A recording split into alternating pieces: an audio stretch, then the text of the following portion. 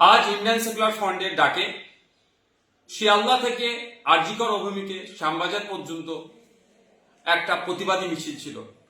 আরজিকর কাণ্ডে ব্যর্থ এবং প্রিয়াঙ্কা হাসদার খুনিদের গ্রেফতার করতে ব্যর্থ, পুলিশি অরাজকতা, পুলিশি নির্যাতনের খুন, স্বাস্থ্য ব্যবস্থায় যে তলানিতে চলে গিয়েছে, আইন শৃঙ্খলা রক্ষা করতে ব্যর্থ রাজ্যের পুলিশ মন্ত্রী ও রাজ্যের স্বাস্থ্যমন্ত্রীর পদত্যাগের দাবি নিয়ে আমরা এক প্রতিবাদী মিছিলের ডাক দিয়েছিলাম।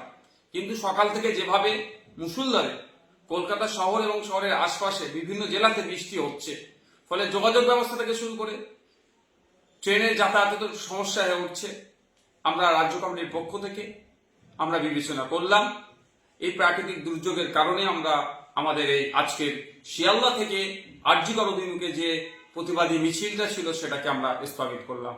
অতি শীঘ্রই পরবর্তী তারিখ আপনাদের জানিয়ে দেওয়া হবে।